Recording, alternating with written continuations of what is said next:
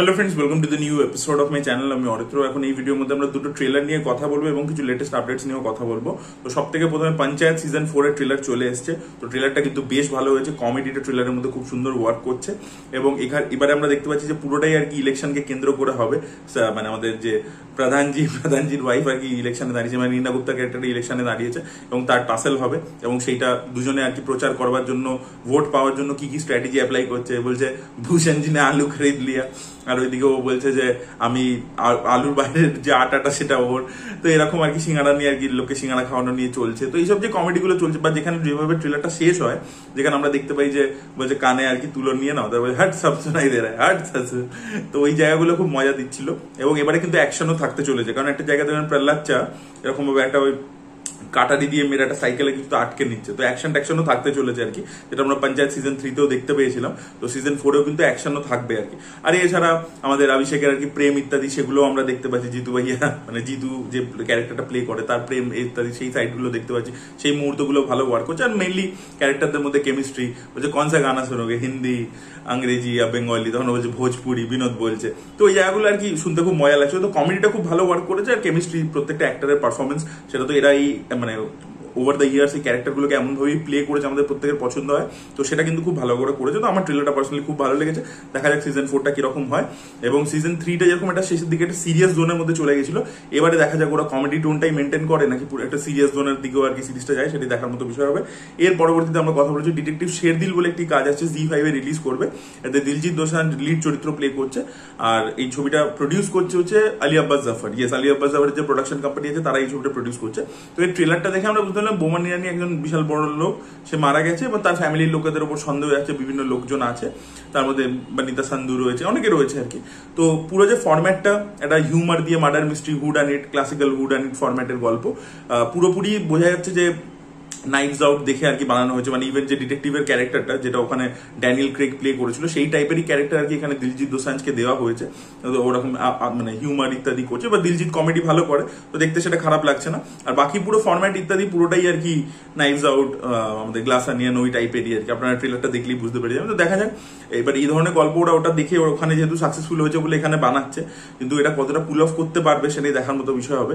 কারণ glass onion ছিল হচ্ছে যে আগাথা ক্রিস্টির যে গল্পগুলো ছিল, সেই ধরনের গল্পের উপরে একটা হিউমারাস টেক অন দ্যাট। তো সেইটাকে আর কি কতটা এরা করতে পারে, ওই স্পুফ ভার্সনটাকে বানাতে পারে, সেটাই দেখার মতো বিষয় হবে। লেটস সি কি হয়। আপনাদের কেমন লেগেছে ট্রেলারটা? যদি দেখেছেন ডিটেকটিভ শেরদিল, অবশ্যই কমেন্টে জানাবেন। আমার ওকে লেগেছে, আমার খুব এক্সট্রাঅর্ডিনারি বা যে কমেডিটাও খুব দুর্দান্ত হয়েছে সেরকম মনে হয়নি আর কি। আর গল্প ওয়াইজ তো যে খুব যে নতুন সেটা তো নয়, বাট ওই মেন হচ্ছে যে আপনি কিভাবে ডিসফাংশনাল ফ্যামিলিটাকে দেখাবেন এবং কিভাবে কমেডিটা নিয়ে আসবেন, সেটাই নতুনত্ব যেটা নাইভস আউটে ছিল। দেখা যাক সেটা কিভাবে তারা নিয়ে আসে। এর পরবর্তীতে আমরা আপডেটস গুলো নিয়ে কথা বলবো। প্রথম আপডেট হচ্ছে সিতারে জামিন পারকে কেন্দ্র করে। তো আমির খানের এই ছবিটা কিন্তু লিমিটেড রিলিজ করতে চলেছে। আমির খানের ছবি যেরকম যতটা রিলিজ হয়, যতটা ওয়াইড স্প্রেড রিলিজ হয়, সেটা কিন্তু এই ছবিটার ক্ষেত্রে হবে না। ইনিশিয়ালি ছবিটা 1200 থেকে 1500 স্ক্রিনে রিলিজ করবে এবং তার পরবর্তীতে যখন ওয়ার্ড অফ মাউথে গ্রো করবে, তখন নেক্সট উইক থেকে আমির খান শোজ বাড়াবেন, সেটাই তার পরিকল্পনা রয়েছে। তিনি চাইছেন যে ওয়ার্ড অফ মাউথ স্ট্রংলি আগে স্প্রেড করুক, তার পরবর্তীতে তিনি শো বাড়াবেন। এবার দেখবেন যে যেগুলো ছোট ছবি হয়, কন্টেন্ট ওরিয়েন্টেড ছবি, সেগুলো প্রথমে ইনিশিয়ালি ছোট রিলিজ করে গ্র্যাজুয়ালি শোজ বাড়ালে বেটার হয়। আমাদের বাংলাতে কিন্তু এই স্ট্র্যাটেজি অ্যাপ্লাই করা হয়েছে। এসডিএফ করেছিল বল্লভপুরের রূপকথার ক্ষেত্রে, ওটা একটা কমেডি ফিল্ম ছিল যেটাকে প্রথমে ইনিশিয়ালি লিমিটেড রিলিজ করা হয়েছিল, তারপরে গ্র্যাজুয়ালি শো বাড়ানো হয়েছে। অঙ্ক কি কঠিন এখন হলে চলছে, দেখবেন প্রথম দিকে একদম লিমিটেড রিলিজ হয়েছিল, তারপরে ধীরে ধীরে gradually over the week show বেড়েছে এবং ওয়ার্ড অফ মাউথ স্প্রেড করেছে। তো এই জিনিসটা কিন্তু সিতারে জামিন পরও করতে চলেছে আর কি। এই স্ট্র্যাটেজিটাই আমির খানও অ্যাপ্লাই করতে চলেছে। দেখা যাক ছবিটা কিরকম হয় এবং কতটা সাকসেসফুল হয়, সেটা দেখার মতো বিষয় হবে। রিমেক ছবি, তা সত্ত্বেও সাকসেসফুল হয় কিনা। এর পরবর্তী আপডেট হচ্ছে জুনিয়র এনটিআরকে নিয়ে। তো আপনারা তো জানেনই আর কি, ত্রিবিক্রম শ্রীনিবাস একটা মাইথোলজিক্যাল ছবি বানাবেন ঠিক করেছিলেন আল্লু অর্জুনকে নিয়ে, যে ছবিটা প্রডিউস করার কথা ছিল সিতারা এন্টারটেনমেন্টে। এবার সেই ছবিটাতে আমরা আল্লু অর্জুনকে কার্তিক ঠাকুরের চরিত্রে দেখতে পাবো, এরকমই আর কি একটা পরিকল্পনা ছিল। বাট যেহেতু আল্লু অর্জুন এখন এই ছবিটা অ্যাটলিস্ট ছবিটা করছে এবং এটা বিগ বাজেটে ছবি হচ্ছে এবং টাইম লাগবে, এবং অলরেডি আপনারা দেখেছেন দীপিকা পাডুকোনও রয়েছে এবং যেরকম প্ল্যানিং ইত্যাদি করছে অ্যাটলিস্ট, তো এটা একটা বিগ বাজেটের ছবি হবে এবং টাইম নেবে আর কি। তো সেই জন্য শোনা যাচ্ছে এখন ত্রিবিক্রমের এই যে ছবিটা, যেটা মাইথোলজিক্যাল ছবিটা, সেই ছবিটা এখন আল্লু অর্জুনের থেকে মুভ করে চলে গেছে জুনিয়র এনটিআর এর কাছে। ইয়েস, এবার আমরা জুনিয়র এনটিআর কে এই মানে গড অফ ওয়ার হিসেবে, মানে কার্তিক ঠাকুরকে তো বলা হয় গড অফ ওয়ার, তো তাকে আর কি জুনিয়র এনটিআর কে এবার আমরা এই চরিত্রে দেখতে পেতে চলেছি। সেই চরিত্রটা করবে এরকমই আর কি আপডেট উঠে আসছে। এবং এটা কিন্তু খালি আপডেট নয়, মানে যে প্রডিউসার নাগা বংশী, সে কিন্তু নিজেও টুইট করেছে আর কি ব্যাপারটা, মানে নাম নিয়ে ডাইরেক্টলি টুইট করেনি, বাট মানে একটা ইঙ্গিত দিয়েছে আর কি। তো এই গেল একটা আপডেট। এর পরবর্তী আপডেটটা হচ্ছে আল্লু অর্জুনকে নিয়ে। তো A22 আল্লু অর্জুনের যে ছবিটা অ্যাটলির সাথে করছে, সেই ছবিটা কিন্তু আজকে পূজা সেরিমনি ছিল এবং কাল থেকে কিন্তু মুম্বাইতে এই ছবি শুটিং শুরু হতে চলেছে, কাল থেকে কাজ হবে আর কি। আর এছাড়া পরবর্তী আপডেটটা রয়েছে আগেন সিতারা এন্টারটেনমেন্ট, যারা ওই প্রডিউসার আর কি ওই ছবিটার কথা বলছিলাম যেটা, তো তাদের আর কি যে ছবিটা ভেঙ্কি আটলুডি করছে, যে ছবিটা আর কি সুরিয়া রয়েছে, সুরিয়া 46, এখনো নাম ঠিক হয়নি, তো সেই ছবিটা শুটিং কিন্তু শুরু হয়ে গেছে। এছাড়া উস্তাদ ভগৎ সিং বলে যে ছবিটা, যেটা থেরির একটা রিমেক, তেলেগু রিমেক, যেটা পবন কালিয়ান করছে, সেটারও কিন্তু শুটিং আবার চালু হয়ে গেছে। মেকার্সের একটা মাইত্রী মুভি মেকার্সের একটা ভিডিও ড্রপ করে সেটা কিন্তু জানিয়ে দিয়েছে। এছাড়া পরবর্তী আপডেটটা হচ্ছে অজিত কুমারকে নিয়ে। তো অজিত কুমার কিন্তু একটাই ডিরেক্টরের সাথে মাল্টিপল ছবি করেন, আপনারা এটা আগেও দেখেছেন। এই বিনোদের সাথে যেরকম পরপর অনেকগুলো ছবি সে করেছিল, তো তার আগে আর কি আমাদের এর সাথে করেছিল সিরুথাই শিবার সাথে অনেকগুলো ছবি করেছিল। সেম ভাবে আদিক রবিচন্দ্রনের সাথে সে গুড ব্যাড অ্যান্ড আগলি করেছে এবং সেই ছবিটা সফল হয়েছে বক্স অফিসে। তো সে আবারও একটা ছবি আদিক রবিচন্দ্রনের সাথেই করছে। AK64টা আদিক রবিচন্দ্রনের সাথেই হবে, জিভি প্রকাশ মিউজিক দেবে এবং ছবিটা প্রডিউস করতে চলেছে মাইত্রী মুভি মেকার্স। খুব শীঘ্রই অফিসিয়াল অ্যানাউন্সমেন্ট চলে আসবে। দেখা যাক আদিক রবিচন্দ্রন একটা মানে ফ্যান কেটারিং করেই ছবি বানান আর কি, একটা ওয়াকি টাইপের স্টাইল থাকে। গুড ব্যাড অ্যান্ড আগলি ছবিটা আমার একেবারে ভালো লাগে না, আমার মার্ক অ্যান্টনি ছবিটা ভালো লেগেছিল। দেখা যাক এর পরবর্তী আদিক রবিচন্দ্রন অজিত কুমারকে নিয়ে অন্য কিছু বানান কিনা, নাকি টিপিক্যালি ওই ধরনেরই ছবি বানান যেটা উনি বানিয়েছেন আগে, সেটাই দেখার মতো বিষয় হবে। এর পরবর্তী আপডেট হচ্ছে প্রদীপ রঙ্গনাথনকে নিয়ে। তো প্রদীপ রঙ্গনাথন AGS এন্টারটেনমেন্টের আন্ডারে নিজের ডিরেকশনে আরো একটা ছবি করতে চলেছেন, যেখানে সে নিজেই হিরো হবে। সে তো নিজে হিরো হয়ে লাভ টুডের মতো ছবি করেছে, ড্র্যাগন ছবিটা তো হিট হয়েছে এবছর। এছাড়া তো ডিউড বলে ছবিটা রয়েছে, এই ছবিগুলো রয়েছে তার লাইন আপে। বাট এই ছবিটা আর কি একটা সাই-ফাই অ্যাকশন ফিল্ম হতে চলেছে, ইয়েস। এবং এই ছবিটা প্রথমে ইনিশিয়ালি প্রদীপ ভেবেছিল যে থালাপতি বিজয়কে নিয়ে, সে কোনো কারণে করতে পারেনি, অ্যাপ্রোচ করতে পারেনি স্ক্রিপ্ট নিয়ে। বাট এটা প্রথমে ইনিশিয়ালি সে থালাপতি বিজয়কে মাথায় রেখে লিখেছিল, বাট এখন তাতে সে নিজে হিরো হয়েই ছবিটা করছে এবং ছবিটা প্রডিউস করছে AGS এন্টারটেনমেন্ট। বিকজ AGS এর সাথে ওরা বড় বড় দুটো হিট দিয়েছে, লাভ টুডে বলুন, ড্র্যাগন বলুন, তো তারাই আর কি ছবিটা প্রডিউস করছে। পরবর্তী আপডেট হচ্ছে ধামাল 4কে কেন্দ্র করে। তো ধামাল 4 এর মধ্যে আমরা ঈশা গুপ্তাকেও দেখতে পেতে চলেছি, এটা আপডেট উঠে আসছে। এর পরবর্তী আপডেট হচ্ছে সালমান খানের আপকামিং ছবি, যেটা তিনি অপূর্ব লাখিয়ার সাথে করছেন, গালওয়ান ভ্যালি ক্ল্যাশ নিয়ে 2020 সালে যেটা হয়েছিল, সেটা নিয়ে আর কি ছবিটা হতে চলেছে। এবারে সালমান খানের অপোজিটে আমরা চিত্রাঙ্গদা সিংকে দেখতে পেতে চলেছি, ইয়েস।